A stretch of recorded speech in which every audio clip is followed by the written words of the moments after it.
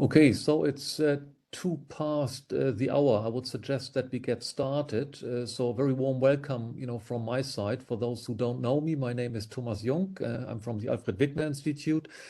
And together with Malcolm and Pierluigi, I'm the coordinator of EERIE. And so we have our Science Hour today, and the title is Introduction to Levante and easy.gems, and probably it sounds a bit technical for a Science Hour. So I guess this is heavily science enabling what we are doing here. And just a little bit as a background, as you know, we will be having our hackathon, following the General Assembly in November in Bremerhaven. And I think the experience from previous hackathons is that if you start to learn technical things on site, then you're not going to be able to do any cool science and work with the data. So the idea was to use the first few science hours in order to get everyone up to speed, okay, and get them a little bit the knowledge so that with a bit of homework, they can arrive in Bremerhaven very well prepared, okay? And this is the second in a series. The first was given by Malcolm on just Wachsmann and data sets. So today we are turning towards Hamburg, the German Climate Computing Center, and we will be getting a brief update on this. So the idea is that I will be handing over to Fabi. I guess he will be giving a bit of a presentation, and then there will be plenty of time for discussion. Having said that, before we get started, I would like to let you know that we are recording this session, and the idea is that people who can't make it today, they may be on summer holidays, or they may even have not started yet working in EERIE, that they will have the opportunity, in a couple of weeks to inform themselves about the different systems and technical aspects that are important for the hackathon, but also more sort of EERIE more generally, just to get the same amount of information. And I guess with this, unless there are any pressing questions for me, I would hand over to Fabi. Fabi. Okay, can you hear me well? Very well. That's nice. All right, I'm going to try to share the screen. That looks good. Can you see yourself? Yes, we can. Perfect. Can see 6. Looks good. If we are now having... Perfect. Perfect. That's nice. Okay, so then warm welcome from my side as well. My name is Fabian Wachsmann. I'm working at the German Climate Computing Center in the Data Management Department. I'm also part of EERIE and co-leading the work package 3, the data management for EERIE. And I'm here today to give you a short introduction into Levante and the easy.gems documentation for simulations and processing of the high-resolution system models. Yeah, EERIE is funded, as you know, by the European Union and also by UKRI and the SERI. And now to the slides. Yeah, the German Climate Computing Center is hosting the high-performance computing system Levante, mainly for climate science and mainly for the German climate community and science community. And 2 of the EERIE partners are shareholders of the German Climate Computing Centers. This is, for once, the Alfred Wigner Institute, and then there is the Max Planck Institute. Both of them have their house Earth system models, let's say, and we are the home of the output of those models for EERIE simulations, for the raw output especially. And those models are the ICON model for MPI and the IFS FESOM configuration Earth system model from the Alfred Wigner Institute. And the simulations and the experiments for EERIE are mainly conducted at Levante for these of these Earth system models, and we are saving the output at DKRZ. We have also limited resources available for data analysis of this raw ASM output within the project with this idea here with BK1377. And you EERIE participants can join this project and then use the resources. This is a two-step menu, guideline here to get the account and join the project. We have also here a snapshot of the onboarding document where I wrote down a bit more text. The web page here is DKRZ.de, where you can apply for an account, and you might as well have to write down why you want to join the project. If you want to know how to use Levante and how to use the DKRZ services, we have this great DKRZ user portal available under doc.dkrz.de, which documents how you can make use of the Levante resources. I think you can distinguish here with two major approaches. The first one is the Jupyter hub.dkrz.de server approach, where you can start a Jupyter server. This is well known if you use a lot of Python. It looks like RStudio if you are familiar with R. The other approach would be using Linux terminals and shells, and then you can log in to a login node on Levante and start an interactive session with tools like srlog, and also you can submit jobs to the Slurm queue. You have to configure your environment or your scripts, depending on what you use. Configure means that you have to use the appropriate partition for what you are aiming to do for your job. We have partitions of the Levante grouped into partitions for different purposes, let's say. We have the shared partition where you share the resources on a node with other users. We have an interactive partition, which you can see on the right-hand side, where we have a snapshot of how to serve a Jupyter Hub server. The interactive node is perfect for a Jupyter Hub server. And then we have the compute partition, which is therefore really intense computing jobs like the simulations of the models. You have always a full node if you reserve a job on the compute node. That means you have 24 cores. That is a lot of computing power. You should also think about how much memory you need. Sometimes you need a lot of memory for your jobs, and you also need more resources.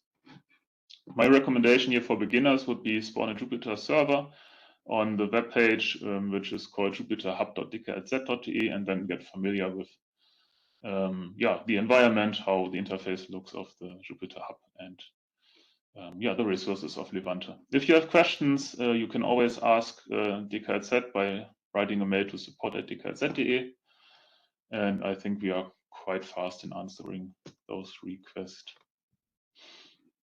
At DKRZ, we have different types of storages connected to Levante, let's say. There's a cloud storage, which is actually an individual unit itself, so you can reach it without being on the file system of the Levante, without being on the high-performance computer. The HPC is connected with a high-performance file system, which is the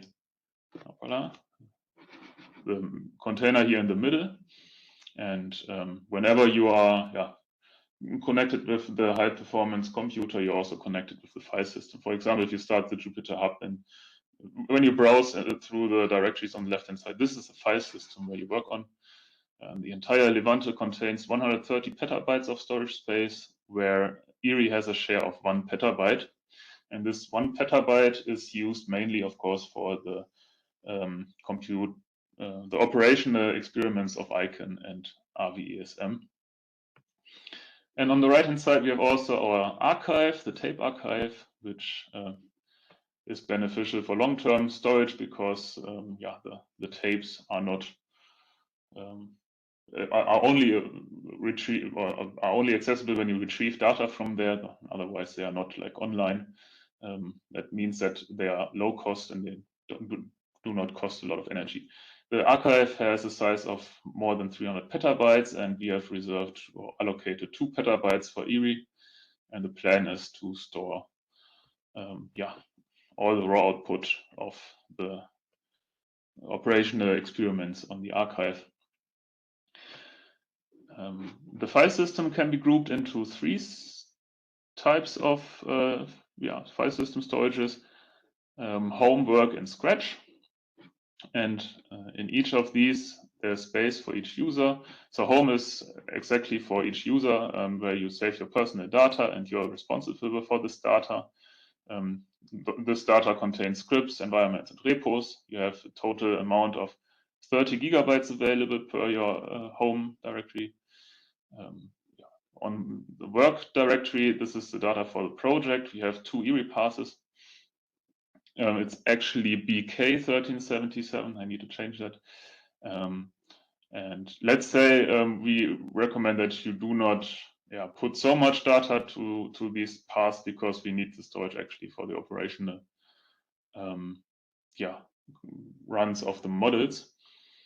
That means that we recommend to use either the Scratch if it's temporary output of your analysis, the Scratch directory here, where we have a lot of space, 15 terabyte, but the disadvantage is that the data lifetime is only 14 days. It's a kind of a cache, let's say.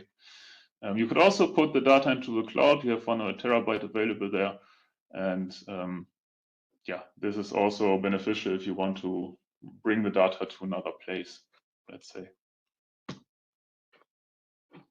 So let's assume that you accomplish your data analysis in, let's say, 2 years or something, and then you want to long-term archive your analysis output and your scripts. Then you have a service at DKRZ, which is Doku, and I think right now you get a PID, but I think in the future you should also get a DOI for this if you use it. I think we can provide enough resources via the EERIE project for this service if you are interested in that. Data sets from and for EERIE on Levante exist on different locations. The most important one is, of course, in the EERIE project path here, BK1344, where each institute has their own directory and you can find the data there. We, of course, provide intake catalogs for easier access. Shared across projects, there's also data which is shared across projects on the file system, and we collect them in the /pool/data directory, and we have, for example, 4 petabytes of SIMIP6 data in /pool/data/SIMIP6, and we have also a large collection of codecs and ERA5 data. I think ERA5 will be also important for EERIE as well. Yeah, and as I already kind of mentioned, for finding and accessing data, I would recommend to use semantic queries on data catalogs. In our cases, or in DKRZ cases, is mainly intake. We have this main intake catalog, which is also hosted in the web. You can access this via http://dkrz.de/s/intake. On the upper right-hand side, you can see the command for your script. And we use intake for state-of-the-art next-gens, and EERIE data and the intake ESM plugin is used for many other projects like SIMIP6. On the right-hand side here is a GIF where it shows you some advantages of using intake in IPython notebook, in Jupyter notebook, where you have nice overview, clearly overviews over the data collection, what you can find inside a catalog, which attributes you can use to sub-select the data sets a bit more. And intake reduces the data preparation task on data user side and provides highly aggregated and lazily loaded data sets to the user. And here you can see the data frame view, which is from Pandas, and it's kind of a very small and minimal ESGF, let's say, if you use it correctly. All right. So the long-term goal of intake is that you have data access which is independent of where the data is located and which format the data is and how the data should be loaded. And on the right-hand side, you can see how you now get to the plot. So the time from opening to the data, or from finding the data to plotting the data, is actually really short when you use intake ESM or intake.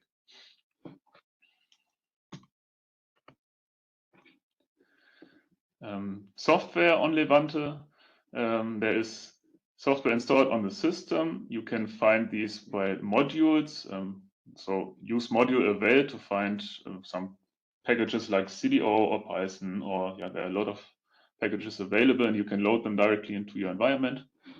When you use notebooks, we have some kernels which are based on Python modules, which contains a lot of packages like EERIE pandas, and there's also one kernel for the ESMVal tool. I'm right now not so familiar with how ESMVal works, but I think many functions of ESMVal will be available via this kernel. You can also create your own kernels and install software packages with Conda. Here's an example how you would create an environment named new-env, where you install some packages and the IPy kernel, and then after activating this environment, you can install a kernel for your notebooks with IPy kernel. This is a 4-step guide here, which guides you through this. EasyGems is a resource for the hackathon in the end. It's a documentation for simulations and processing of the high-resolution Earth system model output. It's a user-driven documentation, and we committed actually to contribute to this page. Yeah. Some highlights are right now you find the starting point for recent NextGems Cycle 3 data in the EasyGems DKRZ pages, icon and IFS FESOM output. There's also a lot of documentation how to use and analyze the NextGems Cycle 2 output. And for example, there are also hand-ons for the icon grids, which are changing from cycle to cycle, but also a bit hard to understand, I guess. From a technical point of view, the EasyGems DKRZ page is static GitLab pages containing of markdown formatted notebooks and restructured text. The software that is used to create these pages is JupyterBook, and it allows those two types of content. And there's a detailed description how we can add content to this page. Actually, if you have a notebook, a Jupyter notebook, which could be helpful for other users, and you can create a pull request in the Git repository of EasyGems DKRZ, and then we will help you to make this notebook available on the web page. So this is a rather complicated comic-like figure here on what different resources the user has of EERIE data. And so starting on the left-hand side, the data workflow at DKRZ is such that the ESM produces output on the file system. We then convert a part of this to an ESGF subset and publish the data in ESGF. We also will long-term archive data in the ESGF. We will bring data in an analysis-ready format to the cloud, and we also provide a quick HTTP linkage to the file system so that we have different sources for the users. It's in this figure here, it's 4 sources, including the archive. Actually, we have 5 sources, and to make it easier for the users to access this data, we collect them in catalogs. For example, the intake catalog. We could collect them in one big catalog, the idea for EERIE is we manage the data via the data management tool, which John will probably introduce to us when he's back. Otherwise we will have some catalogs, and you can structure them hierarchically in an intake catalog so that one catalog refers to another, and the user only needs one catalog to find all the data on the DKRZ page site. So I close the slides and the presentation here with 2 of the probably most important questions from an FAQ viewpoint. First of all, which platform should I use for EERIE? We have different platforms in EERIE. The adjustment platform has been introduced by Malcolm last last time in the science hour. So if you want to analyze the raw output, if you must analyze the raw output, then in this case you should use Levante. If you want to do a model intercomparison and want to also look into the other models, then you should go to Wachsmann, where we also will provide some data of ICANN and IFS, but not all data in a nice format like in the ESGF provided way. And which tools do I use to add data for analysis to the platform? You can go down the tree here to whatever is important for you. I want to highlight here and stress that when you want to add data which is larger than 10 gigabytes, it's probably the best idea to ask us to do the job, to ask the work package tree, because we have ways to replicate data that you don't have. And if you want to download some data from ESGF, I think the next science hour will give you some insights here, which is held by Pablo. And this is it. And thank you for your attention.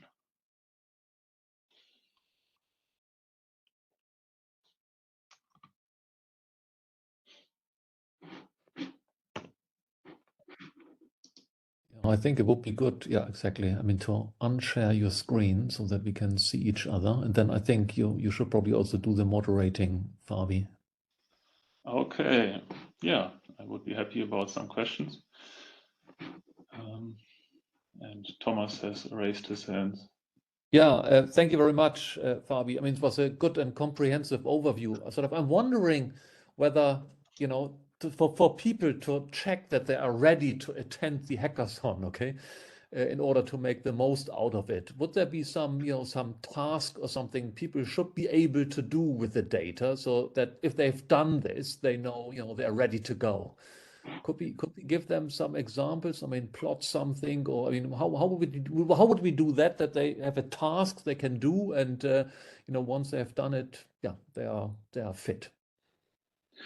I think you kind of answered it. So bringing the users to a plot is probably the most effective and most motivating thing, and we should provide some notebooks which shows that. So I think notebooks which only do analysis. It's good to have this to look something up, but the real motivation comes if you plot something in the end and show some results in the notebooks, I guess. That reminds me of a point I think Nikolai made. I mean, I think at the NextGems hackathon, there was a bit like a challenge before, okay? So everyone who came and produced a plot upfront and uploaded it, they got a free drink, okay, at reception or so. And I think the idea was to do something similar as well. I mean, it's fun, it's a bit of an incentive, if you will, but I mean, just sort of to highlight the fact that, people ideally really do some hands-on work. And, if that's something we think useful, I mean, we can certainly organize that. Yeah. It wasn't only the drink, it was actually more some goodies, some merch from the participating centers. So we can collect it up front. So maybe, I don't know, Malcolm, you can think already of what to bring from UK and others as well. So that was, I mean, I don't know, from NPI they were having some little things. Avi was distributing the USB sticks, but this wasn't the most super popular thing, especially since it was USB 3 and not USB C. So with bitcoins on it, or? Well, I didn't check that. I think we only have pens. No, we have also bottle openers at DKRZ. I forgot those. Okay, so I think then people think it's a good idea, and then we can organize this, yeah, so that we say, I mean, everyone who prepares a plot, then they will receive a bit of an appreciation when they come to Bremerhaven, yeah. Okay.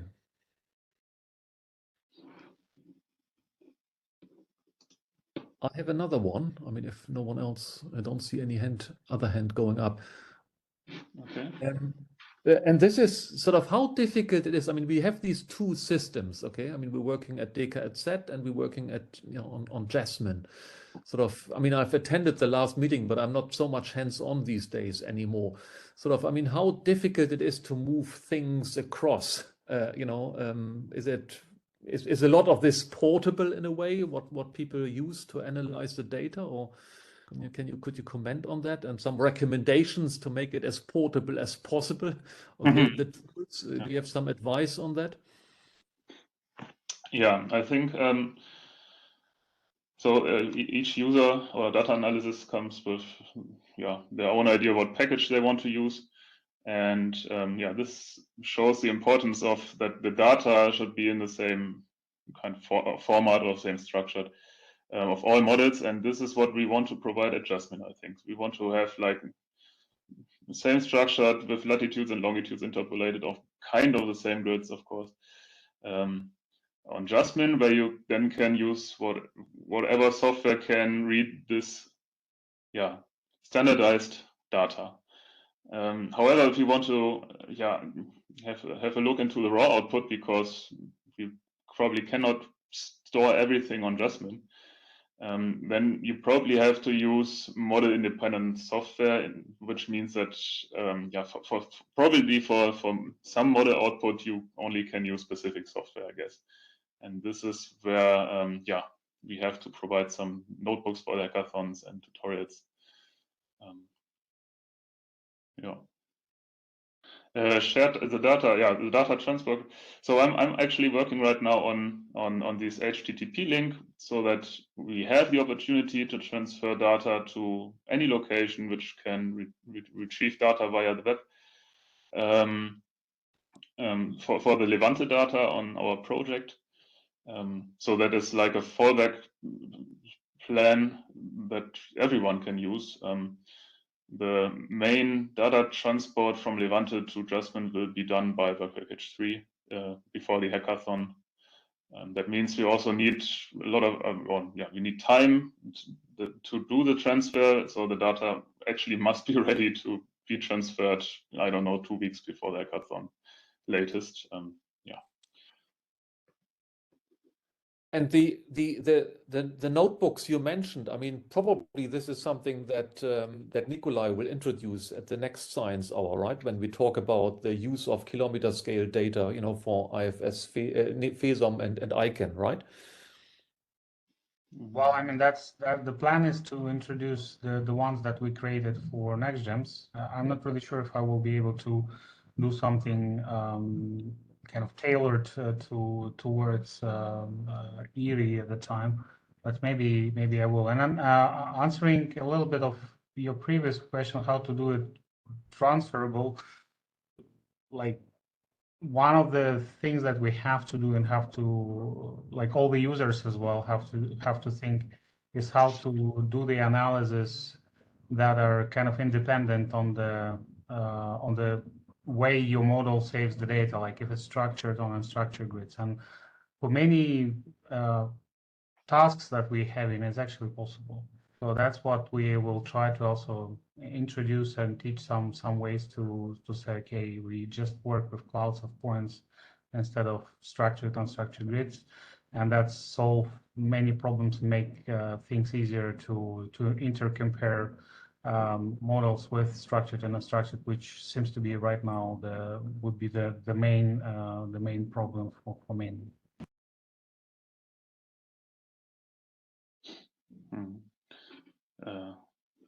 Annemarie, you have raised your hand as well. Yes, and I apologize because maybe the question was answered at the previous Science Hours that I couldn't attend about Jasmine. It seems to me that like 1 or 2 years ago, the notebooks on Jasmine were voluntarily limited to really small jobs. Like you couldn't, for example, if you needed a lot of memories and 20 processors or something like that, you couldn't just create a desk cluster and then take advantage of it for, say, 10 minutes or 1 hour, and then close it and freeze those resources. it looks like at DKRZ, from what you said, I mean, you can really, when you start your notebook, you can ask for a significant resources of a significant size that you can use in your notebook. And I think that's very convenient, and perhaps we will need it if we really want to do some examples that are dealing with a large amount of data during the hackathon.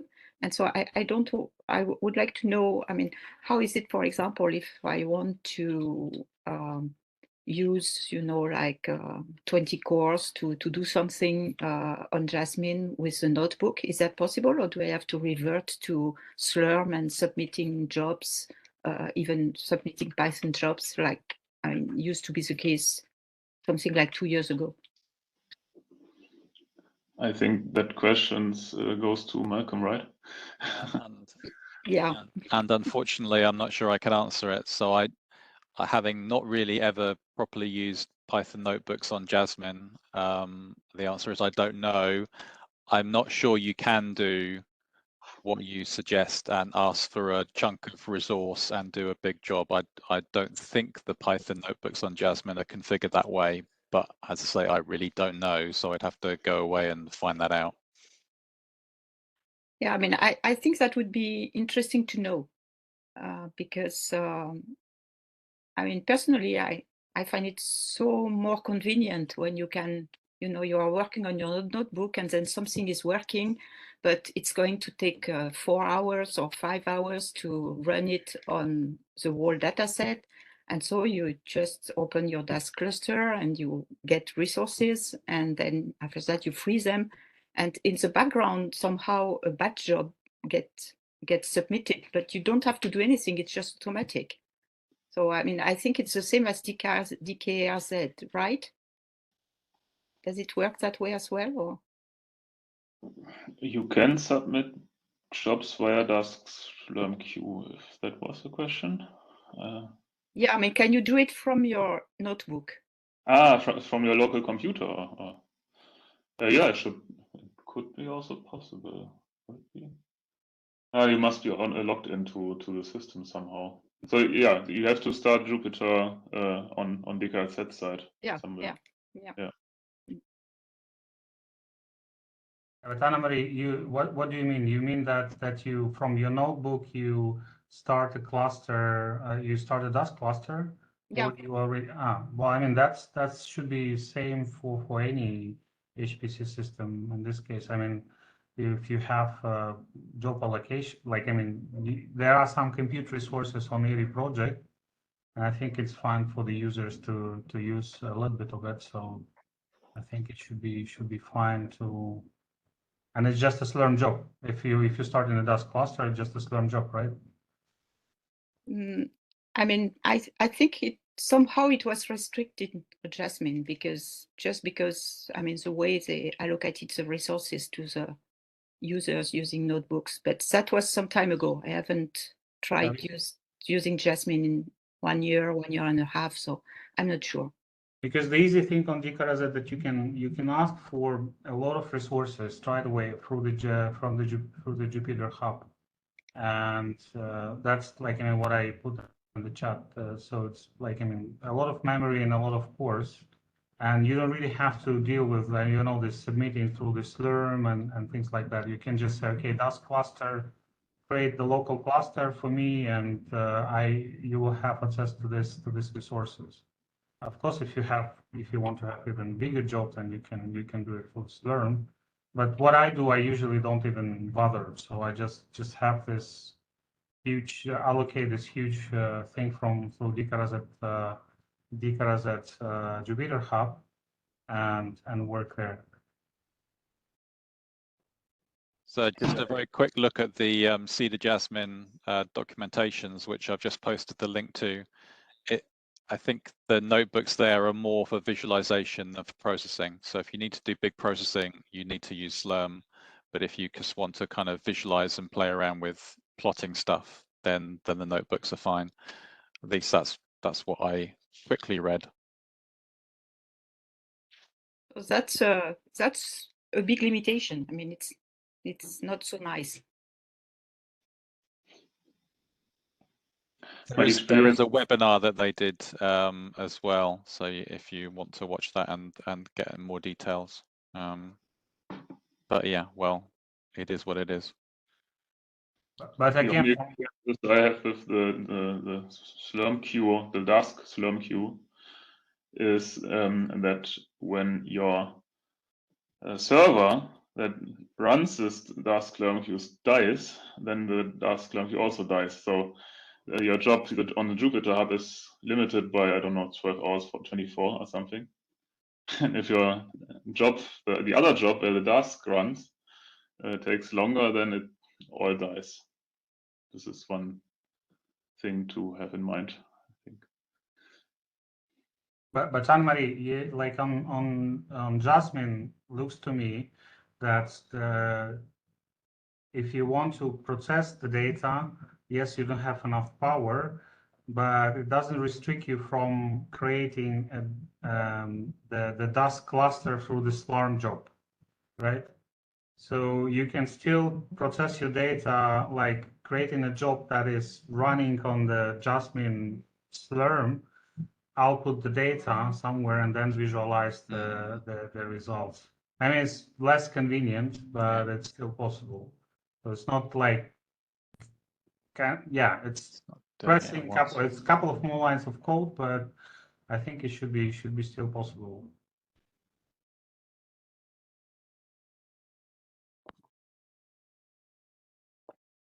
Yeah, I mean that will be interesting for me to talk with other more experienced users, because I like,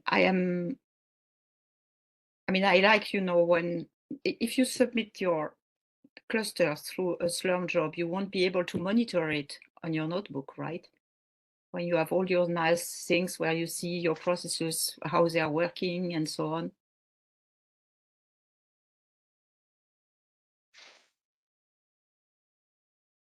Yeah, it's much more convenient to throw, like, I don't know, like 100 gigabytes into memory and start to play around with it. I mean, that's exactly also what I do all the time. I mean, with high resolution data, that's exactly what we need.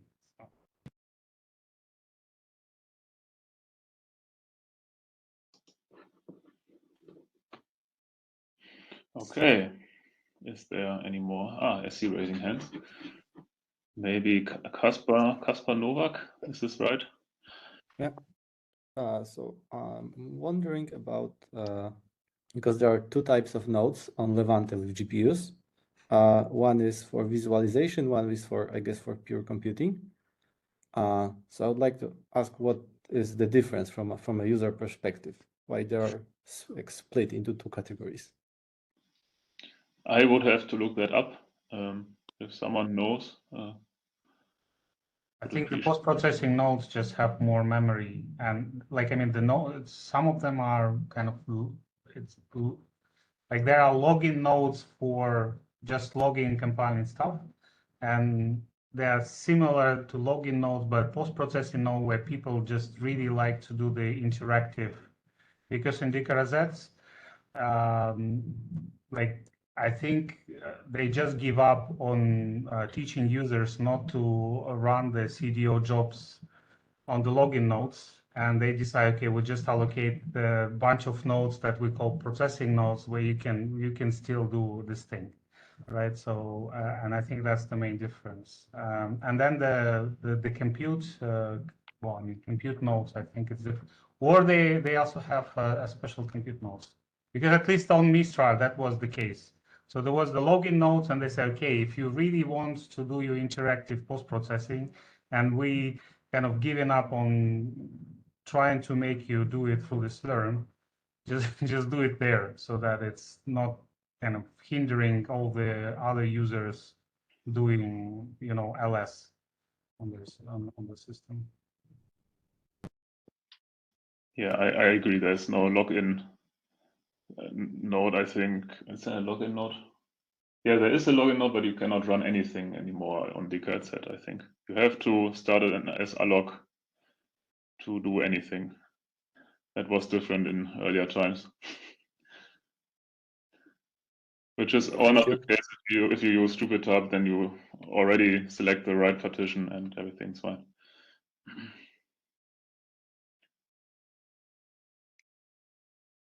I have one more question. I mean, I guess most of what you were describing, Fabi, was related to the working, with data on the file system and probably also having some of them sitting in the long-term archive.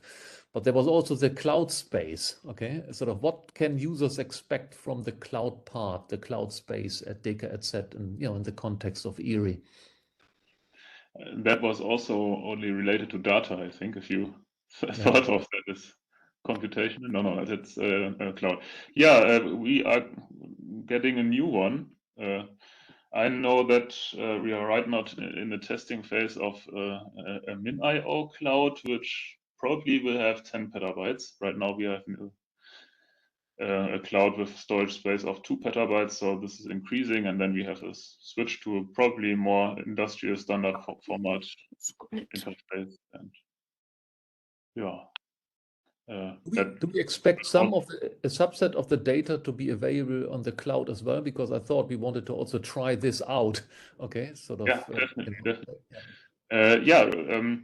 This HTTP server I was talking about, this is kind of making the data on the file system to a cloud-based system, because we map all these data sets to ZAR, and then you can access this like it would be in the cloud via HTTP. We will make experiences with that. Maybe this is already kind of good in performance and scales quite well. We will see. Otherwise, we also have the plan to provide analysis-ready data in the cloud, which is then accessible via the web proxies, which will have good performance. This is kind of clear.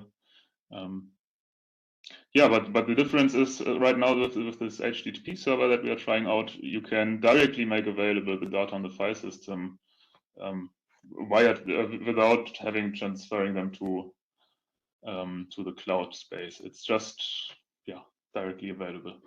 So this might be a big advantage. We have to check that. But it's a bit early to introduce it here officially to you, so it's in the testing phase. This is why I need more experiences with that. Okay, thank you. No problem.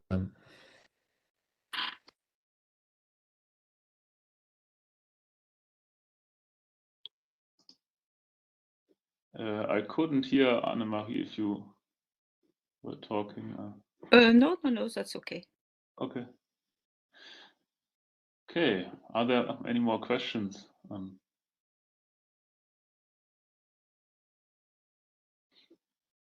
Okay, then seem to be the case. I think then we can close. But before we close, thanks everyone. I mean, thanks especially for Fabi, for preparing this and running us through the system. Thanks also everyone for tuning in and engaging in the discussion. And then last but not least, just a reminder that on the 24th of August, we will be having our next science hour. And there, Nikolai will be talking about the use of kilometer scale data from ICANN and IFS FESOM. And I think in September, then we will be having the science hour, that will be led by Pablo on the ESGF. So thanks everyone for tuning in, and I'm looking forward to seeing you at the end of August. Okay, bye-bye. Thank you. Bye. Thanks, Fabi. Bye.